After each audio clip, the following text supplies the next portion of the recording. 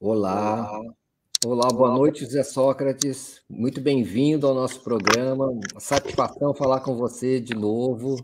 Espero que esteja me ouvindo. Estou ouvindo muito bem, obrigado. Muito obrigado por aceitar o nosso convite. Não, é um gosto, é um prazer estar aqui com todos vocês e com o 247. Eu sigo a vossa estação há muitos anos, desde os anos, como é que podemos dizer, desde os anos da Brasa, de 2016 e por aí fora. Já estamos em 2024. Boa noite, bem-vindo. Obrigado. Boa noite, José Sócrates. Bem-vindo à TV 247 novamente. Sócrates, você disse que escreveu um artigo essa semana dizendo que o Ministério Público ganhou as eleições em Portugal. Poderia explicar melhor o que aconteceu e o papel do Ministério Público e com ele da mídia? Bom, isso é muito simples de explicar. É talvez uma história difícil de acreditar, mas é a pura das verdades. Como vocês sabem, em Portugal, nós temos um regime parlamentar. Nas últimas eleições, não nestas de domingo, mas nas anteriores, que foram em 2022, o Partido Socialista teve maioria absoluta. E tinha, portanto, uma estabilidade governativa. As legislaturas duram 4 anos.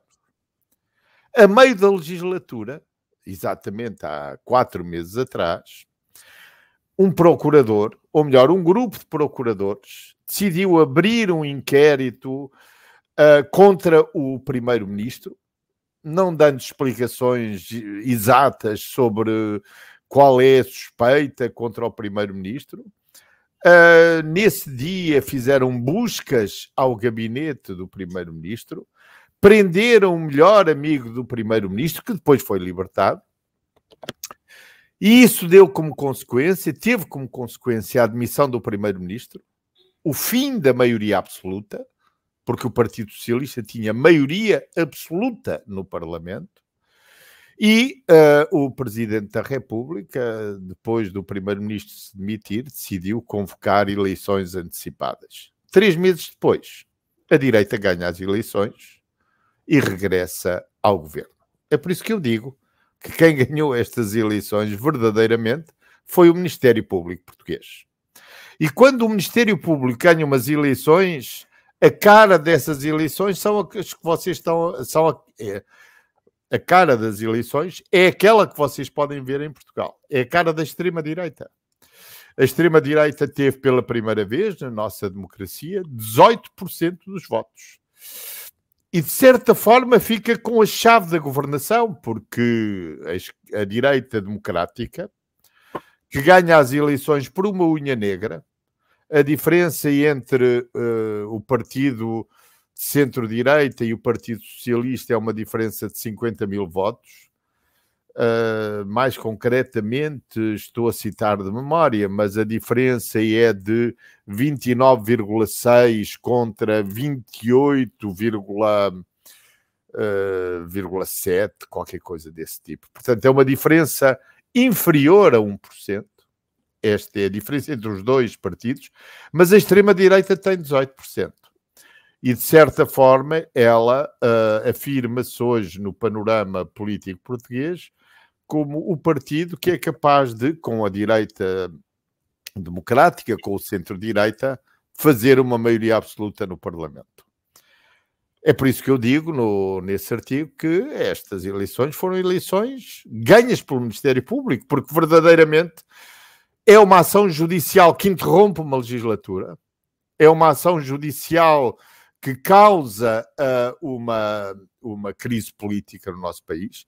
É uma ação judicial que tira abaixo um governo e é uma ação judicial que provoca as eleições. E o que é extraordinário nisto, para dizer tudo aquilo que acho, é que o próprio Partido Socialista se comportou como sendo a vítima perfeita.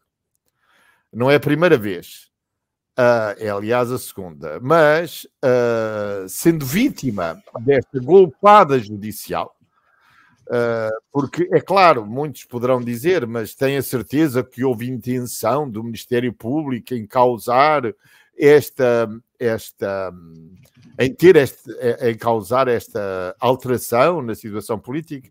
Bom, é muito difícil acreditar o contrário. Muito difícil. Eles sabiam bem, ao fazer o que fizeram, quais eram as consequências na vida política portuguesa. E é por isso que acho que essa intervenção na política é absolutamente ilegítima. Estas eleições não se deviam ter realizado nesta altura. Como vocês sabem, nos ciclos políticos, quando um partido está no poder, o meio do mandato é sempre o momento mais difícil. E, portanto, esse foi o momento mais difícil para o Partido Socialista. E pronto, e foi o que aconteceu. Ministro, faz favor. O senhor traça parâmetros, o senhor conhece muito bem a história que nós vivemos aqui, né, do lawfare ao longo da Lava Jato, né, e as consequências políticas disso na eleição de 2018, com a vitória do Jair Bolsonaro e daquele projeto de extrema-direita no Brasil.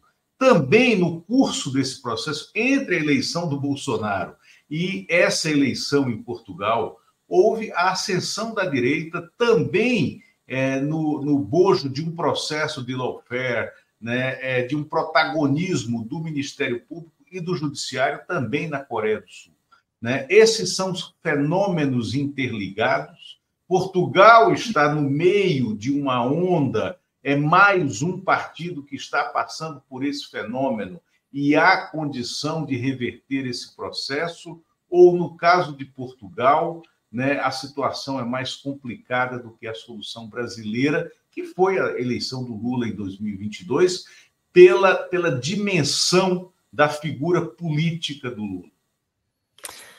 Bom, honestamente não sei responder à sua pergunta. Há uns anos atrás eu diria que não, que a situação em Portugal era diferente da situação no Brasil, pela simples razão que a situação no Brasil é que a extrema-direita tinha ganho umas eleições. E aqui em Portugal, até há pouco tempo, até há um ano atrás, eu dizia a todos vocês que eu achava que a extrema-direita em Portugal não passaria nunca dos 10%. A verdade é que está nos 18%. É um pouco inacreditável para mim. Há aqui um grande debate sobre isso. O que é que terá levado a isto? O que é que motiva o eleitor da extrema-direita? Bom, o que eu sei é que todos esses eleitores votaram naquele partido que nunca disfarçou o que é.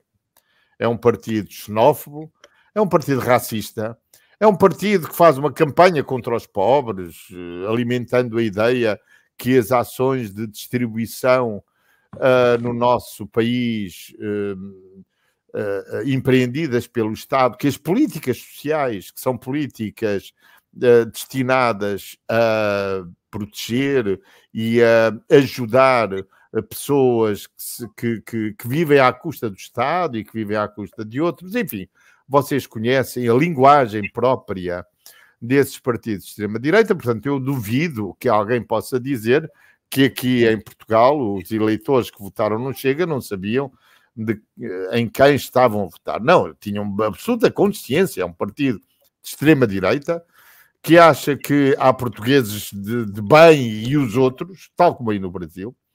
Mas se me perguntar se a situação aqui atinge o nível que atingiu no Brasil, bom, o mais que lhe posso dizer é que espero que não, que nunca a extrema-direita ganhe uma eleição como ganhou aí no Brasil. Apesar de tudo, se nós podemos identificar uma diferença entre o Brasil e Portugal, a diferença é esta. Aqui em Portugal há uma direita democrática. É muito difícil dizer se no Brasil ainda há direita democrática. Porque eu vi a manifestação recente promovida pelo antigo presidente Bolsonaro e fico com a ideia que a direita democrática no Brasil desapareceu. E não é apenas... não tem lideranças e não tem base popular. Quer dizer, a surpresa do Brasil foi, em primeiro lugar, que a extrema-direita tivesse tomado o espaço da direita, mas, em segundo lugar, a surpresa do Brasil é que a direita social, a direita contra a direita popular, não existe. É a extrema-direita. A direita social do Brasil é a extrema-direita. Não há outra. Não sei se estou a ver bem as coisas, mas é a minha forma de ver daqui, de Portugal. Porque, ao fim deste tempo, a direita brasileira já tinha tido tempo, primeiro, para recusar o extremismo da direita, para usar outro tipo de linguagem, para recusar a linguagem da violência, para recusar a ideia que os seus opositores são seus inimigos. E a verdade é que não o fez. Manteve esse discurso. Manteve e mantém. Ainda não vi nenhuma liderança emergir da direita que possa, digamos assim, oferecer ao país uma liderança de direita respeitável, que seja democrática, não é? Não vi.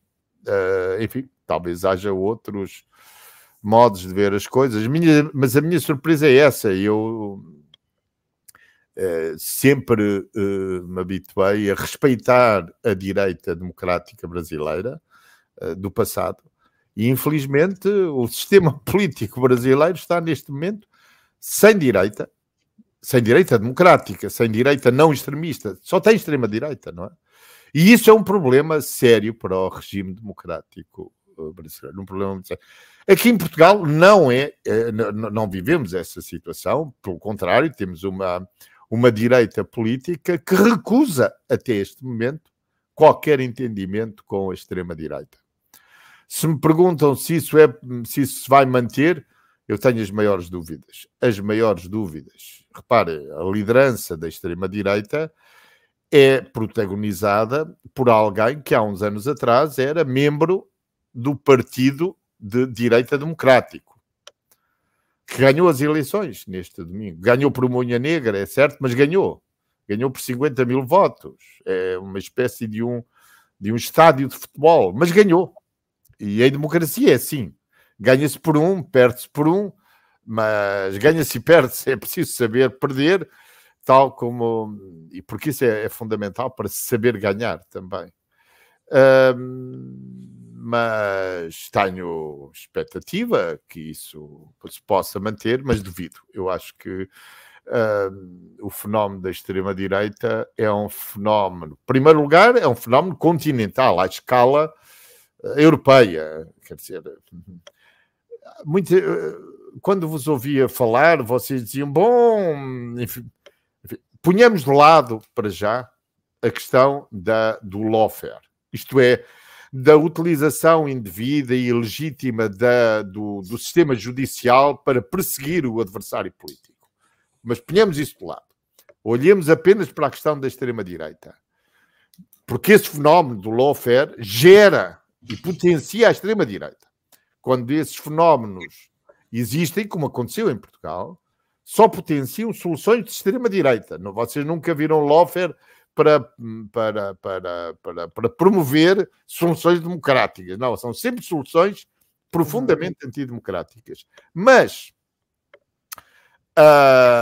verdadeiramente, aqui em Portugal, vamos ver como é que as coisas correm na formação do governo, como é que se vai desenvolver o diálogo político nas direitas, mas duvido muito que esse anúncio feito pela direita democrática de que não quer nada com a extrema-direita se mantenha. Mas, enfim, nesse ponto é completa especulação. Também é preciso dizer, em abono de uma certa objetividade, que o líder da direita declarou que não faria nenhum tipo de entendimento com a extrema-direita. Isso é preciso que... Esperar. Ministro... mas desculpe, Teresa, se me permite. Há bocado perdi-me um pouco, porque o que eu queria queria convocar a vossa atenção para um aspecto. É quando se fala de extrema-direita na Europa, é preciso não esquecer que, em primeiro lugar, o país onde o fascismo surgiu pela primeira vez na Europa tem, neste momento, um partido de extrema-direita a conduzir o governo, que é a Itália. 100 anos depois, o fascismo, como é sabido, nasceu na Itália nos anos 20, e 20 anos depois nós estamos de novo com um partido que dirige o governo italiano. Ela, a primeira-ministra, tem dirigido com alguma inteligência, disfarçando os seus pontos de vista, mas o partido que dirige é o partido herdeiro do Mussolini. Do partido Mussolini. É, aliás, o único partido que tem o direito a usar o fascio. É o partido Fratelli d'Italia. Quer dizer, esta ideia da Europa democrática, da Europa dos direitos humanos, a Europa da respeitabilidade relativamente ao direito internacional, tudo isso é uma ideia que, quando vocês olham para a Europa, enfim, têm todo o direito a olhar com um olhar crítico neste momento, porque merece também a atenção de todo o mundo o que está a acontecer com a ascensão da extrema-direita em todos os países europeus. Desculpe, Teresa. Não, tudo bem. Foi importante. Olha só, voltando a lawfare, no seu livro lá, Só Agora Começou, você visita o seu próprio caso de perseguição por lawfare, compara com a Lava Jato, há um momento que você diz assim que os perseguidores, ao invés de terem o Código Penal, usam o telefone do editor, o roteiro deles, alguma coisa assim. O telefone do editor da mídia para fazer a cobertura midiática e tal. Então, agora você disse que foi o Ministério Público que ganhou a eleição, certamente com o concurso da mídia. Talvez possamos dizer que foi o Ministério Público em aliança com a mídia, né? Com certeza. Como enfrentar esse negócio de aliança judicial midiática que está sempre nos processos de lawfare? Com certeza. Eu, aliás, no artigo que escrevi aí no Brasil, refiro o papel do jornalismo. É um papel de total cumplicidade com o Ministério Público. O que eu digo no meu livro é que os procuradores aqui em Portugal nunca têm o Código Civil no bolso. Têm o telefone do editor. Têm o telefone do editor, porque as ações de lawfare são, digamos assim, encenadas para a televisão. São pensadas para a televisão. No meu caso, eu fui preso no aeroporto por perigo de fuga. Estava a chegar ao país. Eu sei que, para muitos, isto pode ser apenas cómico. Mas é uma violência. É uma violência. Repara, e não é apenas... É claro, quando é com os outros, nós podemos sempre ter uma perspectiva de quem olha para tudo isto, usando também de alguma distância, pondo as coisas em perspectiva, como disse. Mas repare, comigo aconteceu o seguinte: o sistema judicial português, em 2014, prendeu-me preventivamente 11 meses sem acusação. 11 meses sem qualquer tipo de acusação. E depois, 8 anos depois, há 2 anos atrás, voltaram a obrigar-me, ou melhor, voltaram a impor-me medidas de coação. Eu tenho que ir de 15 em 15 dias à esquadra policial, porque estava a tirar um doutoramento no Brasil. Da primeira vez, fizeram isso contra mim, por perigo de fuga. 8 anos depois volta a haver perigo de fuga. Este sistema judicial é já um sistema que... o que é que nós podemos dizer? Temos que... É um pouco ridículo tudo isto. Há 8 anos havia perigo de fuga, agora volta a haver perigo de fuga porque estou a tirar um doutoramento no Brasil. Mas, enfim, isto é assim. Agora, porquê é que estou a falar nisto? Apenas para dizer à Teresa que o lawfare não existe sem a participação do jornalismo. Porque aqui o jornalismo é cúmplice com tudo isto. Ou pensa que algum jornal diz nas suas páginas ou faz essa pergunta, mas desculpem, mas a que propósito é que no caso de José Sócrates, há 8 anos atrás, havia perigo de fuga, enfim, o processo desenvolveu-se normalmente, eu sempre estive presente em todos os momentos em que a justiça requeriu a minha presença. Porquê que volta agora a haver perigo de fuga? É um bocadinho ridículo, não acham? Mas acham que algum jornalista faz esta pergunta? Não, senhor. Não, senhor. O jornalismo é obediente à autoridade. E aqui a única autoridade que é, digamos, obedecida é a autoridade do senhor procurador, mesmo que seja a coisa mais estapafúrdia do mundo, a acusação mais estapafúrdia. E foi o que aconteceu agora. Agora, com este processo, o senhor procurador, que é, aliás, um procurador, vejam bem, a desfaçatez chegou a um nível que o procurador que abriu, ou um dos procuradores que abriu o inquérito ao primeiro-ministro, trabalhou num governo da direita. Ele foi assessor num dos governos da direita. Ora, isto devia recomendar à Procuradoria-Geral da República que não pusesse um procurador que teve uma participação como assessor num governo da direita, com processos que envolvessem, digamos, personalidades da política. Mas não há o mínimo pudor. Foi ele que abriu esse processo. Isto é, o processo foi aberto contra o primeiro-ministro por um procurador que trabalhou num governo da direita. E vocês não veem isto nos jornais, nas televisões, não há escândalo. E não há escândalo porque não há escandalizados. E porque o jornalismo acha que quem faz os escandalizados são eles. Eles é que dizem se há escândalo. E portanto não há escândalo nenhum e tudo continua assim. Também porque a vida política foi aceitando isto. E o primeiro a aceitar é o próprio Partido Socialista, que não disse nada. Não disse nada no meu caso. Eu, aliás, pedi que isso não acontecesse, mas nunca esperei que o Partido Socialista se portasse desta forma, com uma tamanha indiferença aos direitos civis, às liberdades públicas. Repare, nós passámos aqui um país... O PS foi diferente do PT, né? O PT tomou defesa do... Com certeza. Desculpe. Essa é a grande diferença. É que, desculpe, eu tenho aqui o gato do meu filho que vem aqui para a frente do computador, tenho que o afastar, desculpem.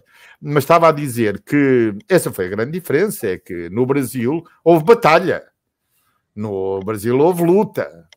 Aqui em Portugal eu faço essa batalha sozinho e sem debate público que me acompanha, porque o Partido Socialista achou tudo normal. Bom, muito bem.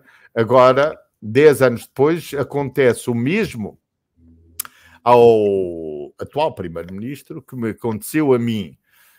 Eu, aliás, citei nesse artigo que falam, um artigo que li recentemente de um político português, alguém que, enfim, esteve no governo comigo, fui colega dele, em que ele invoca o princípio de Chekhov, isto é, quando se mostra uma arma no início da peça, é muito natural que essa arma venha a ser utilizada no final da peça, não é? E foi o que lhes aconteceu, não é? Foi utilizada há 10 anos contra mim e agora foi utilizado contra eles que dirigem o Partido Socialista. Desculpe, faz favor, meu caro. Queria perguntar sobre ainda o cenário eleitoral português, porque nessas operações em que o Ministério Público atua em conjunto com a mídia, aqui no Brasil deu vazão à extrema-direita. E aí você estava dizendo que aqui no Brasil foi a esquerda que deu lugar... aliás, que a extrema-direita meio que tomou o lugar da direita supostamente democrática, e em Portugal a esquerda perdeu mais espaço para a extrema-direita, né, em cadeiras no parlamento.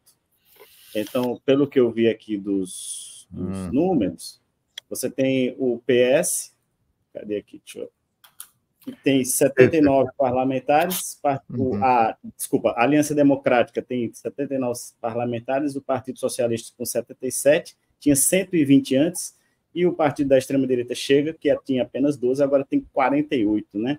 Como fazer para trazer esse público que antes era identificado com o Partido Socialista e agora se mostra mais aproximado de um discurso extremista? Bom, mais uma vez, eu não sei responder à sua pergunta, Aquiles. Não sei. Mas permita-me uma observação. Talvez essa visão sobre a mudança de cadeiras no Parlamento seja precipitada e demasiado linear. Quem olha para o Parlamento anterior e olha para o Parlamento atual pode dizer, bom, isso quer dizer que o Partido Socialista, a direita ficou mais ou menos na mesma, mais ou menos com os mesmos deputados. Foi o Partido Socialista que perdeu deputados para a extrema-direita. Não sei. Porque é possível que o Partido Socialista tenha perdido lugares para a direita e a direita tenha perdido lugares para a extrema-direita. É difícil dizer. Muito difícil. E a esquerda ficou nas abstenções, né? Bom, o que eu acho, honestamente, é o seguinte. Quer dizer, vejamos. Em primeiro lugar, é muito importante. Isto há aqui uma diferença também de cultura política, mas a esquerda a que eu pertenço está habituada a perder eleições. E quando perde eleições, nós não nos entregamos aos atos de autopunição e de autorreflexão, fazendo agora, digamos, um esforço de autocrítica. Nada disso. Há a perder e há a ganhar na política. E é isso que se faz como homenagem à democracia. É muito importante saber perder. E muitas vezes perdemos e não é nenhuma responsabilidade nossa. Apenas o povo achou que os outros oferecem melhores soluções. E é preciso respeitar esse ponto de vista. É preciso respeitar isso. Agora, o que eu quero sublinhar é que essa eleição teve a sua dose de ilegitimidade, porque a eleição não foi convocada nos prazos normais. Essa eleição existiu por causa de uma intervenção do sistema judicial. E isso causa um problema. É um problema sério. Nós temos o nosso sistema político que diz que as legislaturas duram 4 anos. Não dura o tempo que o procurador acha que deve durar. Não são os procuradores que dirigem o sistema político português e dizem quando deve e quando não deve haver eleições. E esse é todo um problema. Quero ver um outro exemplo que me ocorre agora. Há uns anos atrás, salvo erro aí, há uns 2 anos atrás, o Ministério Público Português prendeu o presidente de um clube. Prendeu a ele, prendeu mais um outro dirigente, e essa prisão durou 3 ou 4 dias, depois foi libertado com base numa caução. Vão lá mais de 2 anos. Nunca mais o Ministério Público apresentou qualquer prova. E não há na sociedade portuguesa ninguém que se levante em um momento. Vocês têm que apresentar as provas daquilo que fizeram. Onde é que estão as vossas provas? Onde é que estão as razões que vos levaram a fazer isso? Já para não falar na política. Estou a falar de um clube desportivo em que o que aconteceu foi realmente uma golpada judicial para tirar um presidente e para dar espaço para que outro ocupasse o lugar, sem que esse que perdeu o seu lugar fosse sequer acusado. Já lá vão 2 anos. Repare, não são 2 dias, não são 2 meses, são 2 anos. Vocês estão espantados com isto, não estão? Muitos brasileiros a quem conto estas histórias ficam espantados, porque isto quer dizer-vos o seguinte: isto não aconteceria no Brasil. E porquê que não aconteceria? Porque isto seria debatido nas várias plataformas, podia haver um discurso dominante na mídia tradicional, mas seria debatido. Aqui em Portugal nem sequer é debatido. Facto, há 2 anos atrás, o mesmo procurador que fez isso comigo, o mesmo juiz, o mesmo polícia, prenderam o presidente do clube, prenderam-no durante uns dias E 2 anos depois, ninguém lhes pergunta pelas provas. Mostra lá as provas. Por que razão é que... É como se não tivesse acontecido nada. E mais, isto só... E ninguém discute. Portanto, quando a Teresa Cruvinel pergunta e o jornalismo... Bom, o jornalismo tem aí o exemplo. O jornalismo é completamente conivente com isto. Calaram-se todos.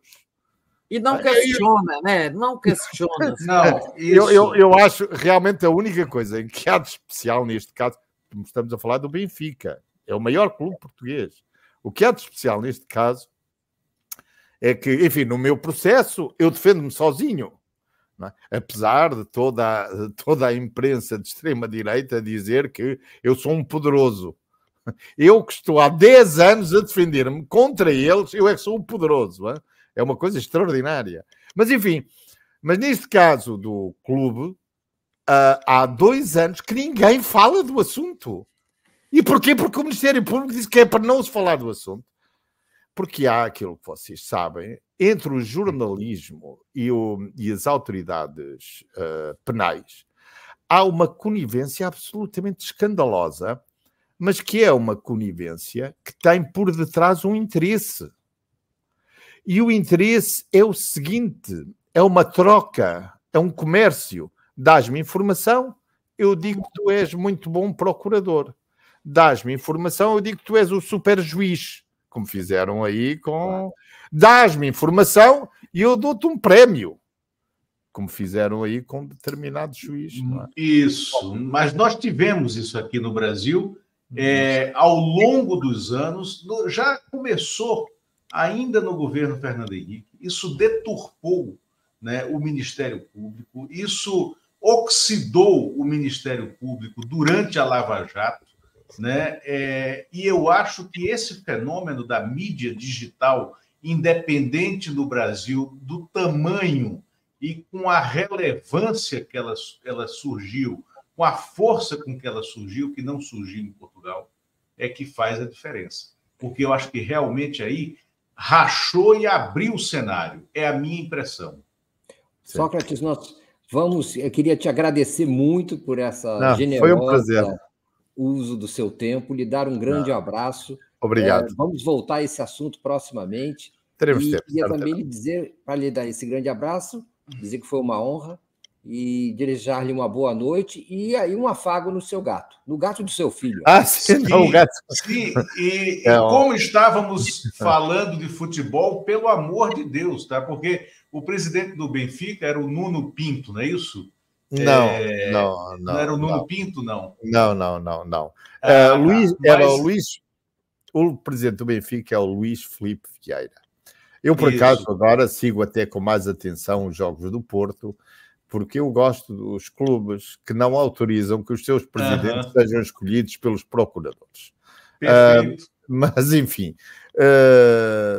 Mas quando eu mandei cuidar do gato, porque é o seguinte, o Brasil tirou o gato, né, da mesa de entrevista na Copa do Mundo, né, de maneira muito abrupta, e de lá para cá a gente só perde, tá? Então tem uma superstição sobre como tratar o gato. Cuidar bem dos gatos. Sim, eu sei, mas sabe que neste momento estava a decorrer um jogo muito importante para o Porto. O Porto jogava em Londres contra o Arsenal e estava um jogo empatado a 10 minutos do final. Bom, vou aqui a correr saber qual foi o resultado. Mas foi um gosto estar convosco. E